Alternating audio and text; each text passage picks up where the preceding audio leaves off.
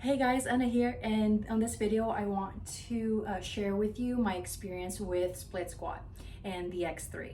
Okay, so I've been doing X3 for a while now, and I want to add the split squat to my routine. So if it's time for you to add the split squat in your routine, stay tuned and watch till the end. All right, so let's go ahead and get started. So my first tip for split squat is do with no bar, do with no band, just your body weight, okay? So you can really get your form.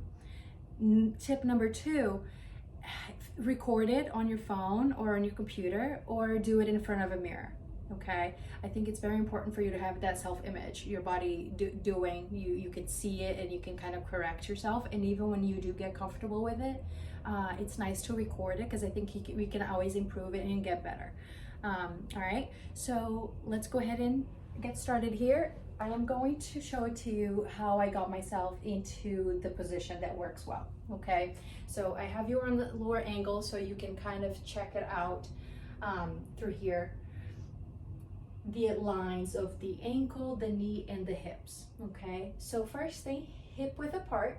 So just hip width apart with your feet, like that, okay? And then you're gonna kind of just relax your body, relax your knees, relax your hips. And then very gentle, start by bringing one leg all the way back until your toes or the ball of the foot touches the ground, okay? And you notice here you'll start maybe losing it a little balance, and that's okay. So again, you have your feet width apart, hip width apart, and you just bring that leg long like that and relax your toes on the ground, okay? And the reason I don't do forward, because this is more like a lunge. So lunge and split squat are two different things, okay?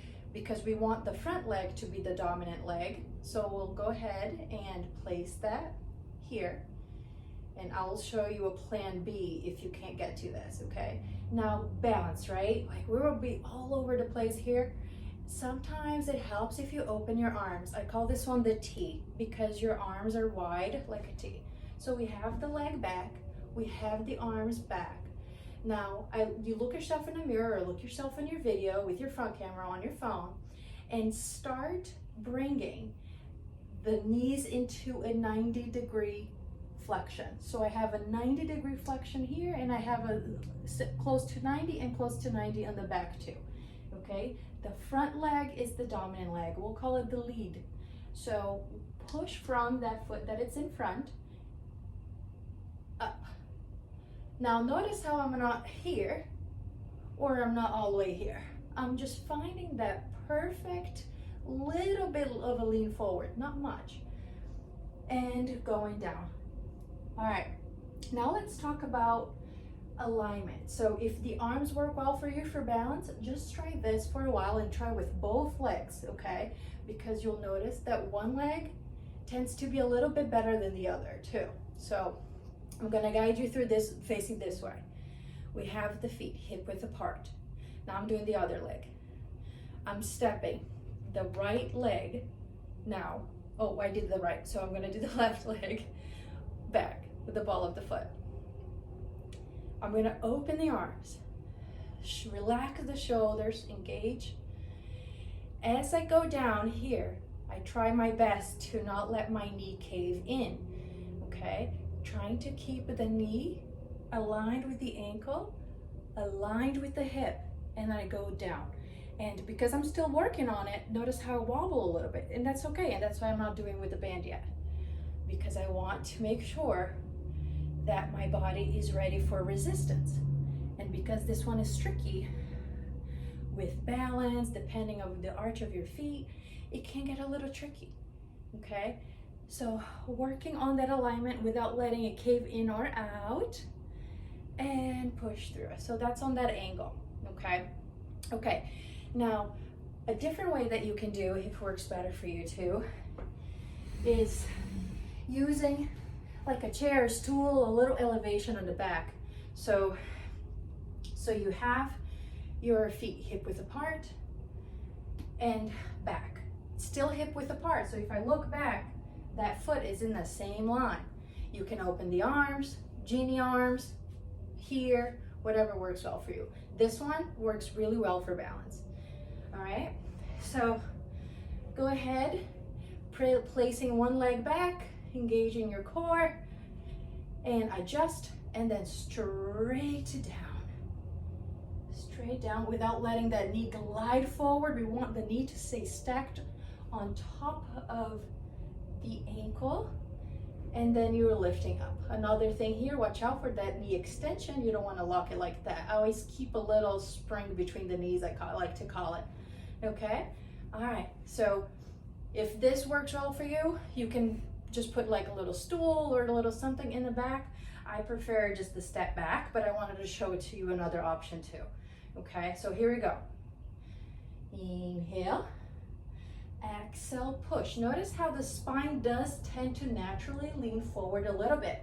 What you don't want to do is let it just go all the way forward, which tends to happen when we get tired. I noticed that on my videos too. I'm getting tired with my squats, my spine started going forward. Want to try your best to stay tall, stay on top of the hip, feeling the glutes, feeling the hamstrings, getting the quads and pushing out all the way, okay?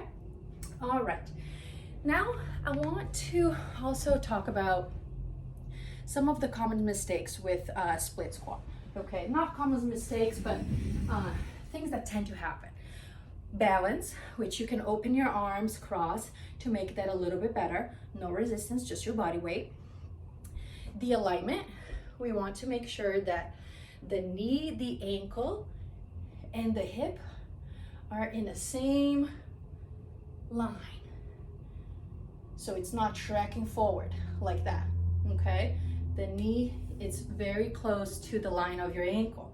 So you're pushing from the sole of the foot to come back up, okay? Now,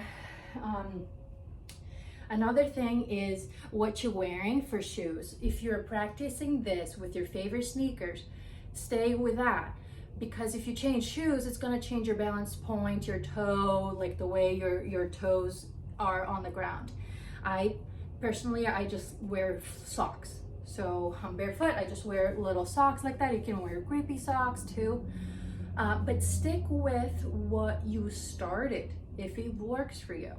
And if it doesn't work, change things out. Sometimes it's not your feet. Sometimes it's just the wrong shoe to do this exercise. Or try barefoot. Maybe that would work for you, okay? Moving on. When to add the band. Before we add the band, let's add the bar. So I'm gonna go ahead and grab the bar here, okay? And no band, just the bar. Now I'm gonna put it right where the band is, right where the bar is going to rest while I do my split squat. Okay, so here we go. We add it here. Feet hip width apart, number one. Number two, feet stays hip width apart as you take a little step back like that. Resting the ball of the foot on the floor, the back one. Left is nice and comfortable there on the floor. And now we drive down into 90-90. And we push. Not all the way to here, just with a little soft angle.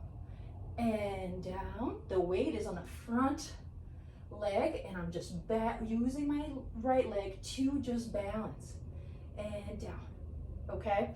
So that's with the bar. That would be your second step, okay? Just the bar. Step number 3, if you're like, I nail this, I'm doing well with my split squat, I feel comfortable, my body the next day feels good, add the band. If you have the orange or the purple band, I highly recommend starting with the lightest band you have, even though if you could do more. Just to see how you feel, okay? So I'm gonna call this stage 3. All right, so I just do one big loop like this. And now I'm going to my arch right on the band like that. Don't mind my Bob Ross socks. Here we go, right there, okay? Make sure it's not tangled, so I'm just gonna adjust here, adjust there. All right, and you're like, okay, now, because I have such a light band, I can bring all the way up to here. Makes it easy, right? Easier. Once you move to a harder band, that's a different story, but we'll do that for the next video.